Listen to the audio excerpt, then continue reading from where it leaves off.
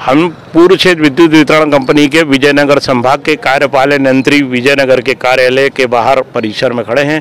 अभी कार्यपालन यंत्री अल्पा ठाकुर से बातचीत हुई है। उन्होंने विद्युत उपभोक्ताओं की समस्याओं को लेकर दल को आश्वासन दिया है कि वो शिकायतों का जो स्तर है वो समेटकर हमने 4 घंटे से कम समय पर लेकर आ गए हैं।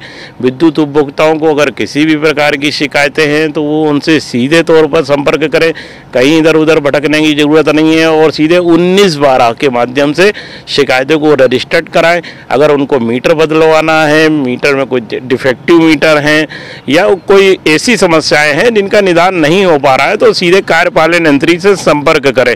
अभी वितरण कंपनी के मेंटेनेंस का कार्यालय भी यहाँ पे सामने बना दिया गया, जहाँ पे सहायक यंत्री बैठते हैं। वो कार्यालय दिखाना जरा उधर, हाँ, यहाँ पर मेंटेनेंस वाले अधिकारी बैठते हैं या और यहाँ पे आएंगे तो यहाँ पे सामने आप देखेंगे कि यहाँ पे डिफेक्टिव मीटर से लेके हम नए मीटर कनेक्शन का भी वो दिया जाता है। और यहाँ पे पीछे मेरे है ना नए मीटर के लिए यहाँ पर वो सेवाएं दी जा रही हैं। उधर रामेश्वरम जोन बना हुआ है जहाँ पे सहायक यंत्री रामेश्वरम जोन बैठते हैं, जहाँ पर है ना वहाँ की शिकायतों को और उनको बिजली के बिलों को लेकर भी निराकरण किए जाते हैं। 1912 के लिए भी वहाँ गाड़ी सामने खड़ी है और वहाँ पर है ना शिकायतें ली जाती हैं। ये अपना सहायक अभियंता यहाँ के द्वारा है ना जो विजयनगर जोन बनाया गया है, इसमें बिजली बिल है ना जमा किए जाते हैं। मीटर की समस्याओं को लेकर वो विद्युत उपभोक्ताओं को कई बार शिकायत आती है कि मीटर समय पे नहीं लग पाते हैं। कॉल सेंटर में शिकायतों के बाद भी स्थिति यहाँ पे सुधर नहीं पाती। आपके द्वारा क्या प्रयास किए गए हैं? जब मैं यहाँ पे आई थी तो शिकायतें काफ़ी थी, तो मैंने यहाँ पे एक टीम गठित कर दी है एनएससी के लिए भी और मीटर जो डिफेक्टिव है उनके लिए भी। तो जो हमारी 1912 पे शिकायतें आती हैं और स्मार्ट बिजली में एनएससी के जो मीटर्स आते हैं वो जो 2-3 लोगों की टीम है, जैसे हमारे उसमें बाबू हैं, एक दो हमने आउटसोर्स के रखे हैं, वो उसको सुबह ही देख के और अपने जो पर्टिकुलर जेई हैं उनको वो दे देते हैं। तो वो शाम को फिर उनका लेते हैं कि सर इसमें क्या हुआ, और जो भी वहाँ से जैसे स्मार्ट बिजली से निराकरण करना है या फिर अपने 1912 से निराकरण करना है, साथ ही में उनसे डलवाते भी जाते हैं। तो ये रेगुलर जो परसुएंस होता है हमारा सुबह और शाम को, इस वजह से हमारी काफ़ी कमी आई है। और कुछ अगर जैसे डिले हो जाता है कभी, तो कोशिश ये की जाती है कि जैसे ही हमको पता चला है तुरंत उसका नेक्स्ट डे हम क्लियर कराएं। तो ये अपना विभाग के लोग जाते हैं कॉन्ट्रैक्ट पे लोगों को मीटर लगाने का? नहीं, विभाग के लोग ही जाते हैं, क्योंकि एक्चुअली जैसे एनएससी आप देखेंगे तो विजयनगर में लगभग 300-350 एनएससी आती है। तो हमारा जो स्टाफ है, क्योंकि स्टाफ कम ही बचे हैं, तो मैक्सिमम जो हमारा स्टाफ है वो एनएससी लगाने में ही लगता है और वो साथ में अपने स्टॉप इफेक्टिव भी लगाते हैं। लेकिन कुछ जैसे अगर मान लीजिए बहुत ज़्यादा हो गए तब हम ठेकेदारों को देते हैं, लेकिन उसमें भी हमने उनके साथ एक जो स्टाफ है उसको लगा दिया है, तो वो उसका रेगुलर मॉनिटरिंग करते रहते हैं। और मतलब जो यहाँ पे आपने एमडी साहब ने कहा था 20 लोगों को और दिया जाएगा, तो क्या ऐसा स्टाफ मिला क्या? हाँ, हमें भी सितंबर में स्टाफ मिल गया है। 6 तारीख से आ रहे हैं लोग हमारे। इसके पहले जुलाई और अगस्त में हमें काफ़ी ज़्यादा दिक्कत थी। हमारी जो एफओसी बहुत ज़्यादा आ रही थी और टीम हमारी उतनी बन नहीं पा रही थी, जिसकी वजह से जो हम टाइमली जो हमारे 4 आवर्स का दिया हुआ है कि 4 आवर्स में आपको एफओसी क्लियर करना है, वो नहीं हो पा रहा था। और कहीं ना कहीं इस वजह से डिवीज़न पीछे हो जा रहा था कि हम उपभोक्ताओं को संतुष्ट नहीं कर पा रहे हैं। तो जब एमडी साहब ने मीटिंग ली थी तो ये बात हमने वहाँ रखी थी और उसी के तहत हमको 20 लेबर दी हुई है। तो अभी हमने 12 करीब हमने मेंटेनेंस में ही लगाई है लेबर, तो जिससे हमारी जो टीम पहले 2 बन रही थी अभी हमने उसको 3 कर दिया। तो काफ़ी हद तक उसके बाद कमी आई और लगभग हम 4 आवर्स में पहुँच रहे हैं। उसके पीछे कोशिश कर रहे हैं कि 4 आवर्स में निराकरण हो जाए उपभोक्ताओं का। हाँ, क्योंकि कॉल सेंटर से जो आपका रेशो निकाला जा रहा है उसमें विजयनगर का 4 घंटे का औसत आ रहा है। नहीं, उससे ज़्यादा आ रहा था सर। मैं एग्जैक्ट बताऊँ, छुपाने की बात नहीं, लेकिन आ इसलिए रहा था क्योंकि हमारे पास स्टाफ की बहुत कमी है।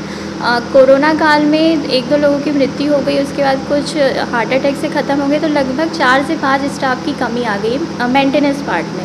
नहीं तो रेगुलर है कि आउटसोर्स? Regular staff. जी, रेगुलर स्टाफ, क्योंकि जो टीम बनती है उसमें हमको एक रेगुलर स्टाफ रखना ही पड़ता है और साथ में 2 आउटसोर्स के कर्मी रहते हैं। तो तभी हमारी प्रॉपर एफओसी, क्योंकि उन्हें लाइव में काम करना है तो उसके लिए रेगुलर स्टाफ की ज़रूरत पड़ती है। तो उसके लिए भी हमने प्रपोजल भेजा है, नोटशीट मूव कराई है।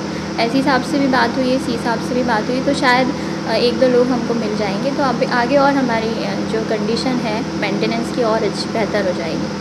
और यहाँ पे जो सब स्टेशनों के काम का था, बीच में बहुत सारा मंत्री जी ने बोला था कि जो झाड़ियाँ लटकी हैं पेड़ों में, लाइनों में, उसके हाँ, वो हमने सब स्टेशन की जितने भी झाड़ियाँ लग गई थी वो हमने अभी क्लियर करा दी हैं। और हमने 7 तारीख से 33 kV के मेंटेनेंस कराया, जिसमें जितनी भी ट्री कटिंग थी वो सब कुछ क्लियर कराया है। इंसुलेटर्स जो थे, पोस्ट इंसुलेटर्स, वो बदलवाए हैं और जंपर टाइट कराए हैं। अभी फर्स्ट उसमें हमने ये लिया है। फिर हमने 20 तारीख से 11 kV का शुरू किया है। तो हम ऐसे कर रहे हैं कि एक पीरियड को हम 2 दिन कर रहे हैं। तो जैसे मान लीजिए 20 तारीख को किया तो उस दिन सारी ट्री कटिंग हो गई, कुछ काम हो गया। फिर क्योंकि एक दिन में नहीं हो पाता है तो हम फिर से उसी वीक में नेक्स्ट डे उसको ले रहे हैं, ताकि वो एक बार में सारा क्लियर हो जाए। और ये पिक्स भी हम लोग ले रहे हैं उसकी, बिफ़ोर एंड आफ्टर की, तो वो भी शेयर करेंगे हम ऊपर कि किस तरह से मेंटेनेंस किया गया है। और दोबारा इसलिए ले रहे हैं क्योंकि कई बार ये होता है कि टाइम बहुत कम होता है, तो उस ड्यूरेशन में अगर मान लीजिए कुछ बच गया तो जब हम उसको सेकेंड टाइम कराएंगे तो परफेक्टली हो जाएगा। नहीं, कुछ उपभोक्ता जैसे बोलते हैं कि जैसे आपके पास आए शिकायत किया तो आप नाराज़ हो जाती हो, तो ऐसा क्यों? नहीं, ऐसा नहीं है। अब वो देखिए, जैसे उपभोक्ता बता रहा है, एक आध बार ही ऐसा हुआ है कि लाइन कटी थी उपभोक्ता की और वो बहुत ज़्यादा कैबिन में आके बहस कर रहे थे, सुन भी नहीं रहे थे बात को, काफ़ी हल्ला मचाया था। तो बस एक ही बार हुआ था वो कि, और वो भी लाइन कटी की वजह से, कोई शिकायत नहीं थी। शिकायत में तो कभी नाराज़ नहीं होते। शिकायत में कोशिश करते हैं कि उनको बैठा के समझा दें, अगर कुछ इशू है तो उसको जल्दी रिजॉल्व कराएं। मतलब अगर मान लीजिए किसी ने बताया कि मीटर का कुछ इशू आ रहा है तो कोशिश की जाती है कि नेक्स्ट डे तुरंत उनका क्लियर करा दें, पेंडेंसी ना रहे। उपभोक्ताओं की शिकायतों का निराकरण कितने घंटे हो जाता है एवरेज अपन मान के चलें? जो देखिए, FOC का तो कोशिश की जा रही है कि 4 घंटे के अंदर हम कर दें। और जैसे NSC है तो NSC हमको 7 डेज़ में तो क्लियर करना ही करना है कि उसका पेमेंट हो जाए और जो मीटर लग जाए और फिर IVRS जनरेट होके फिर बिल जनरेशन में 1 मंथ का टाइम तो लगता ही है।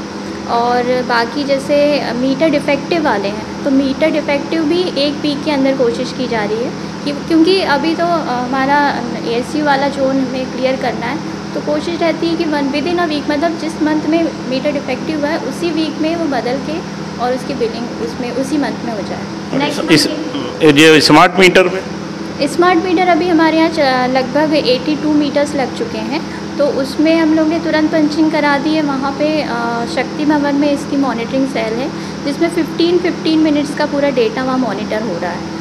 और वहीं हमने तुरंत उसको पंचिंग भी करा दी थी सिस्टम में, ताकि एकदम एक्यूरेट बिलिंग हो जाए।